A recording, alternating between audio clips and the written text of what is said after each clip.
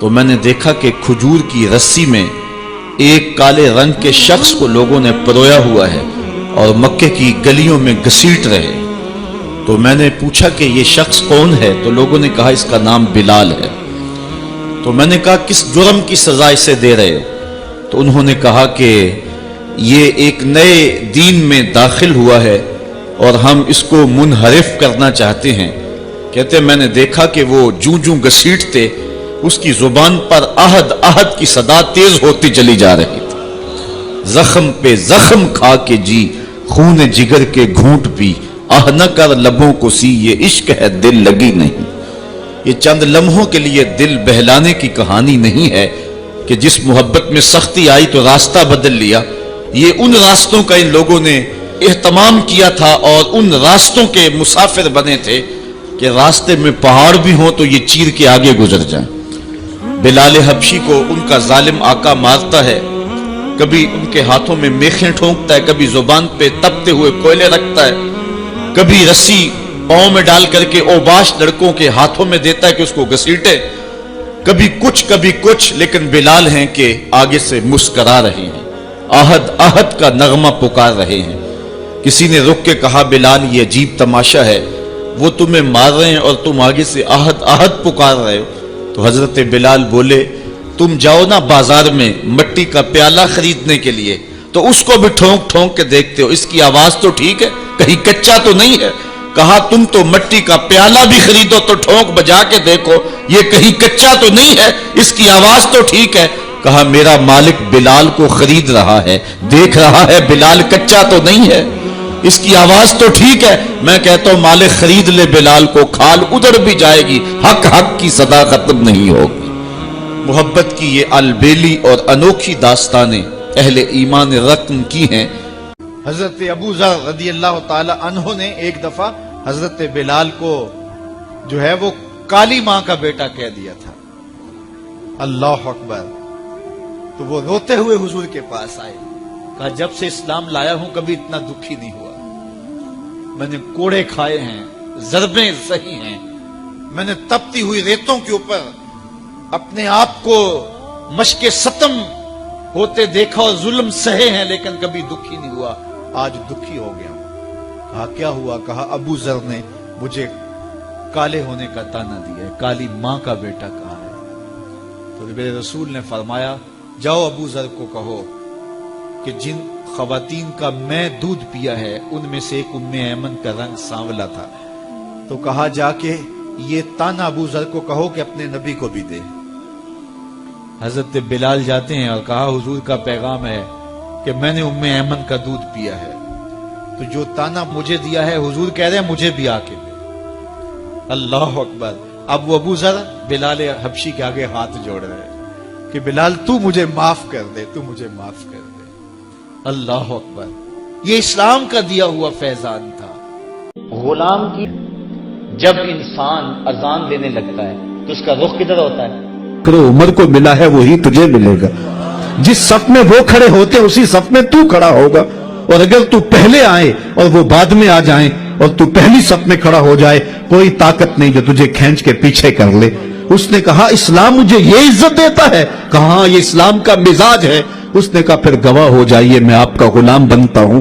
اقبال کہتا ہے اسود از توحید احمر می شبد، خیش ابو بکرو خیش فاروق ابو ذر می شبد۔ یہ توحید کا فیضان ہے کہ اسود گوری چمڑی والے کے کندھے سے کندھا لگا کے کھڑا ہونے کے قابل ہو جاتا ہے۔ یہ اسلام کا دیا ہوا دین ہے کہ حضرت بلال حبشی جب شام سے واپس آتے ہیں تو حضرت امیر المومنین 23 لاکھ مربع میل کے حکمران حضرت عمر مسجد نبوی سے باہر نکل کر کے استقبال کرتے ہیں، کالے رنگ کے ہاتھ کو چوم کے آنکھوں سے لگا کے بولتے ہیں یا بلال انت سیدنا، بلال لوگ تجھے غلام کہیں، میرا تو آقا لگتا ہے نا۔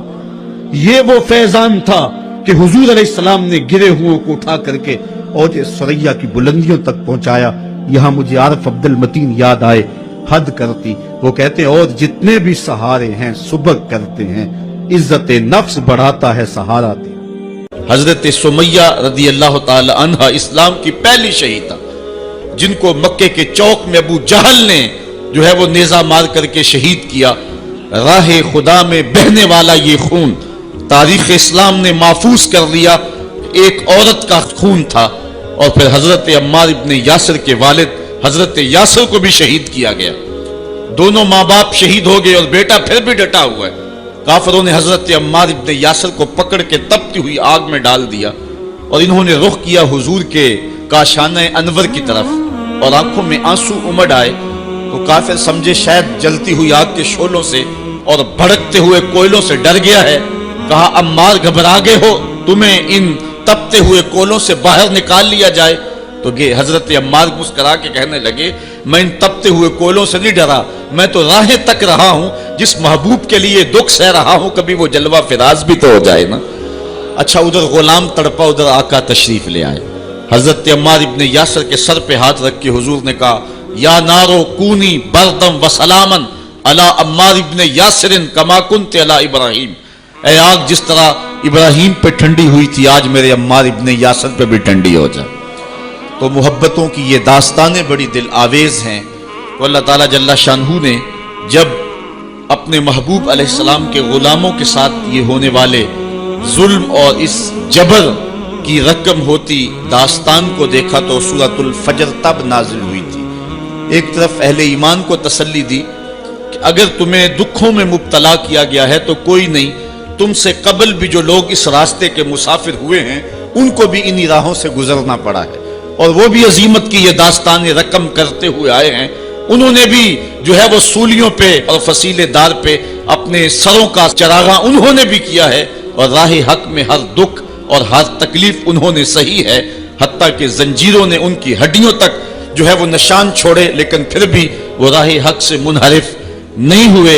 ایک تو ان کو تسلی تھی اور دوسری طرف قریش کو یہ بتلانا مقصود تھا کہ تم سے قبل بھی بڑے سرکش, بڑے نمرود, حامان, شداد اور بڑے ظالم اور جابر ہوئے ہیں, لیکن آج تم دیکھو کہ ان کا نشان بھی باقی نہیں رہا. اگر نشان باقی رہا ہے تو حق کا نشان ہی باقی رہا ہے. اس لیے سورۃ الفجر اس ماحول میں نازل ہوئی ہے جبکہ جو ہے وہ اسلام کے اوپر اور اہل ایمان کے اوپر سخت آزمائشیں تھیں اور سخت جو ہے ان کے اوپر تکلیف تھی. فجر کی قسم کھانے کا ایک مقصد تو یہ تھا کہ ان کفار کو یہ کہنا تھا کہ جس طرح فجر طلوع ہوتی ہے اور رات ختم ہو جاتی ہے, یہ زندگی بھی جو ہے جو تم گزار رہے ہو ختم ہوگی اور آخرت کی زندگی میں تم نے قدم رکھنا ہے اور صبح قیامت طلوع ہونے والی ہے. اور دوسری طرف اہل ایمان کو تسلی دینا مقصود تھا کہ راتیں جتنی بھی لمبی کیوں نہ ہوں پو تو پھٹتی ہے اور اجالے تو نکلتے ہیں. ایک وقت آئے گا کہ اسلام کا پھریرا دنیا کے اوپر لہراتا ہوا نظر آئے گا. آج کی قربانیاں کل کے لیے سکھوں کا سامان بن جائیں گی. ساغر صدیقی نے کیا کہا تھا کہ آج تو ہیں یہ جسم آلودہ گرد سفر, آج تو ہیں یہ جسم آلودہ گرد سفر, کل انہی جسموں پہ منزل پھول بھی برسائے گی. آج مکے میں ستم ہیں, کل مکے والے ہاتھ باندھ کے کھڑے ہوں گے. تو وہ لمحے بھی آنے والے ہیں. تو فرمایا قسم ہے صبح کی والفجر, قسم ہے صبح کی, ولیال عشر, اور 10 راتوں کی. 10 راتوں سے مراد کیا ہے؟ یہ ذوالحج کی 10 راتیں ہیں جو سال کی جو ہے وہ تمام راتوں سے یہ عشرہ جو ہے وہ افضل ترین عشرہ ہے. دوسرا قول ہے کہ یہ رمضان کے آخری عشرے کی راتیں ہیں. تیسرا قول یہ ہے کہ یہ محرم کی پہلی 10 راتیں. یہ 3 اقوال مفسرین نے بیان کی ہیں. والشفع والوتر, اور قسم ہے جفت کی اور قسم ہے طاق کی. مفسرین نے اس پر تقریباً 36 اقوال پیش کیے ہیں, لیکن سب سے بہترین قول یہ ہے کہ جفت سے مراد مخلوق ہے اور طاق سے مراد رب تعالیٰ کی ذات ہے. خالق کی قسم اور مخلوق کی قسم. واللیل اذا یسر, اور رات کی قسم جب وہ پیٹ پھیر کے چل دے. یہ قسمیں 5 فرمائیں اور اس کے بعد فرمایا حل فی ذالک قسم الذی حجر, کیوں اس میں عقل مند کے لیے قسم ہوئی؟ یعنی یہ 5 چیزیں عقل مند کے لیے بطور قسم کافی ہیں, اور جو عاقل نہیں ہے اس کے لیے سارے زمانے کی بھی قسم اٹھا لی جائے تو اس کے لیے وہ بھی ناکافی ہے. تو قسم جو ہے وہ عقل مند کے لیے, پھول کی پتی سے کٹ سکتا ہے ہیرے کا جگر, مرد ناداں پہ کلام نرم و نازک بے اثر. ہمارے استاد کہا کرتے تھے کہ اس کو عام لوگ پڑھتے ہیں کہ پھول کی پتی سے کٹ سکتا ہے ہیرے کا جگر، تو کہتے ہیں نہیں کاٹا جا سکتا ہیرے کا جگر پھول کی پتی سے. یہ استفہام انکاری ہے. پھول کی پتی سے کٹ سکتا ہے ہیرے کا جگر، یعنی یہ ممکن ہے کہ ہیرے کے کلیجے کو پھول کی نرم نازک پتی سے کاٹ لیا جائے؟ تو جس طرح پھول کی پتی سے ہیرے کا کلیجہ نہیں کاٹا جا سکتا، اس طرح کلام نرم و نازک جو ہے وہ کسی ناداں شخص پہ اثر نہیں کر سکتا. تو اللہ تعالیٰ فرماتا ہے کہ یہ جو قسمیں ہیں یہ عقل مند لوگوں کے لیے جو ہیں وہ نافع ہیں، اور جو بے وقوف ہیں، جو حماقت کے مارے ہوئے ہیں، ان کے لیے اس میں کوئی فائدہ نہیں. اسی لیے کہا گیا یضل بہ کثیرا ویہدی بہ کثیرا. قرآن سے بہت سارے لوگ ہدایت پا جاتے ہیں اور بہت سارے لوگ قرآن سے گمراہ بھی ہو جاتے. اصل قصور ان کی اپنی عقول کا ہے اور اپنی بنجر زمین کا ہے.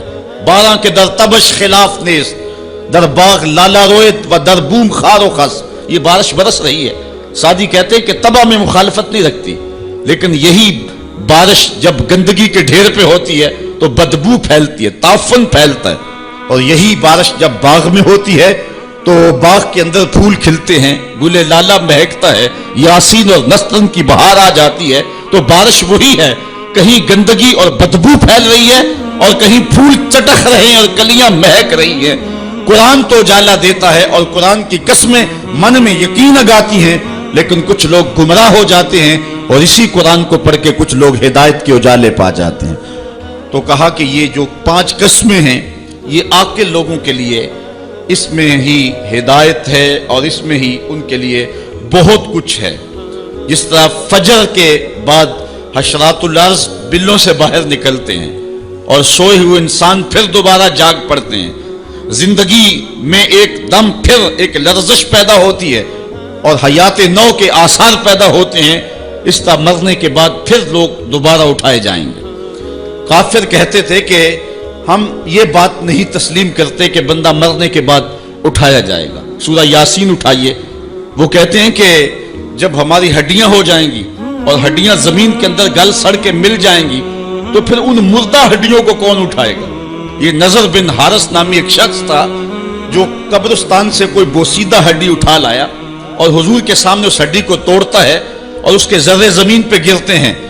کہتا ہے کہ ان ہڈیوں کو اٹھایا جائے گا جبکہ یہ بالکل جو ہے وہ ریزہ ریزہ ہو گئی. اللہ تعالیٰ قرآن مجید میں فرمایا کہ یہ کہتے ہیں کہ ان ہڈیوں کو کون دوبارہ زندہ کرے گا. تو اللہ تعالیٰ نے قرآن مجید کے اندر جو جواب دیا وہ بڑا خوبصورت ہے. یہ کہتے ہیں ان مردہ ہڈیوں کو کون دوبارہ زندگی دے گا؟ تو اللہ تعالیٰ نے جواب دیا کہ جب یہ ہڈیاں بھی نہیں تھی، جس رب نے اس وقت ہڈیوں کو بھی پیدا کر لیا تو ان کو جوڑنا اس کے لیے کون سا مشکل ہے؟ اللہ وہی رب جس نے ان ہڈیوں کو تخلیق کیا، نئے سرے سے ان کو پیدا کیا، تو اب ان کو جوڑ کر کے انسان کی شکل میں کھڑا کرنا اس کے لیے کوئی مشکل نہیں. روزانہ ہم موت کی آغوش میں چلے جاتے ہیں نیند کی صورت میں، لیکن پھر اٹھ کے زندگی کے اندر وہی توانائی، وہی حرارت اور وہی تیزی اور وہی جو ہے وہ نشاط پن. یہ حشر پہ دلیل ہے. تو کہا یہ قسمیں ہیں عاقل کے لیے. ہم گروہوں میں بٹ گئے، ہم فرقوں میں بٹ گئے، چھوڑ کے آپ کا دامن رحمت آقا ہم سے بھول ہوئی. کھو دی اپنی قدر و قیمت آقا ہم سے بھول ہوئی. دیکھ ہماری آنکھ مچولی، اپنے سینے اپنی گولی. بھول گئے ہم درس اخوت آقا ہم سے بھول ہوئی. بن گئے سیموں زر کے بندے، تن کے اجلے من کے گندے. لٹ گئی ہم سے فقر کی دولت آقا ہم سے بھول ہوئی. دنیا کے ٹھکرائے ہوئے ہیں، تیرے در پہ آئے ہوئے ہیں. کھول دے اپنا باب رحمت آقا ہم سے بھول ہوئی. ہم سے بھول ہو گئی اور ہم نے ایک قوم بننا تھا. دنیا کے سامنے اسلام کا ایک روشن نقشہ پیش کرنا تھا. اس وطن کو تجربہ گاہ بنانا تھا اسلام کی، اور دنیا کو بتانا تھا کہ یہ اسلام کا روپ ہے. لیکن ہم ایک ہجوم بن کے رہ گئے، ہجوم بھی بے ہنگم آوارہ. ہم ایک قوم نہ بن سکے، ایک جسد واحد نہ بن سکے. ہم اسلام کے اس نظریے کا عملی نمونہ نہ بن سکے. ہزاروں لاکھوں لوگوں نے جس وطن کو حاصل کرنے کے لیے قربانیاں دی تھی، لوگوں نے گھر بار چھوڑے تھے، کوئی اتنا آسان کام نہیں تھا وطن چھوڑ کے آنا، لیکن بدقسمتی سے آج ہم جہاں کھڑے ہیں، جو ہماری حالت ہے، بن گئے تن کے نشیمن کے قفس کی تیلیاں، بن گیا کیا چلے تھے ہم کیا بنانے کے لیے۔ 23 مارچ تجدید عہد کا دن ہے، آج ہم عہد کریں کہ ہم نئے آہنگ سے، نئے ارادے سے، نئے بانک پن سے قوم سازی کا عمل کریں گے، اور اپنے وجود کو قوم کے وجود میں گم کر کے رسول کریم صلی اللہ علیہ وآلہ وسلم کی امت کا ایک فرد بن کے جیئیں گے۔ آپ سوچ رہے ہوں گے کہ میں تنہا بیٹھ کے ان چند ہزار لوگوں کے اندر یہ بات اگر کروں تو اس سے کیا فرق پڑتا ہے، حالات تو دیگرگوں ہے، لیکن مجھے صرف اپنے حصے کا کام کرنا ہے، اور میری ذمہ داری اتنی ہی ہے۔ اس جگنوں کی طرح جو اندھیرا چھا جائے تو اپنی پیٹھ پہ لالٹین باندھ کے اندھیرے مٹانے کے لیے چل نکلتا ہے، اسے بھی پتا ہوتا ہے یہ ساری ظلمتیں مٹا دینا میرے بس کا روگ نہیں، لیکن وہ اپنے حصے کا چراغاں ضرور کرتا ہے اور اپنے کام میں کوتاہی نہیں کرتا۔ اس لیے مجھے اور آپ کو اپنے حصے کا کام ضرور کرنا ہے، اور اس وطن کو جن مقاصد کے لیے حاصل کیا تھا، ان مقاصد کو حاصل کرنے کے لیے قوم سازی کے عمل کی طرف ہم نے بڑھنا ہے۔ حضور ایک شخص کو واعظ فرماتے ہوئے ارشاد کیا، 5 چیزوں کو 5 چیزوں سے پہلے غنیمت سمجھ لو۔ پہلی چیز، شبابہ کا قبل حرمک، اپنی جوانی کو بڑھاپے سے قبل غنیمت سمجھ لو۔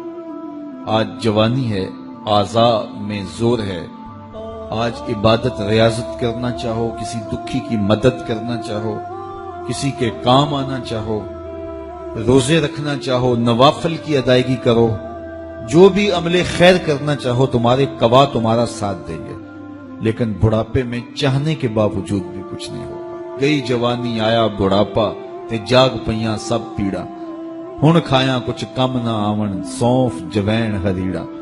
میاں صاحب فرماتے اب کچھ کام نہیں آتا، اب اعضاء ہی لٹک گئے، مدمحل ہو گئے اعضاء۔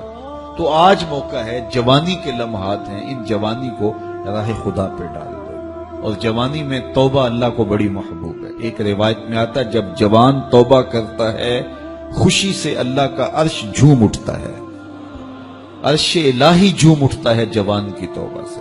فرمایا میں اللہ کا حبیب ہوں، اور پھر فرمایا جو جوان جوانی میں توبہ کرے وہ بھی اللہ کا حبیب ہے۔ کتنی بڑی بات ہے۔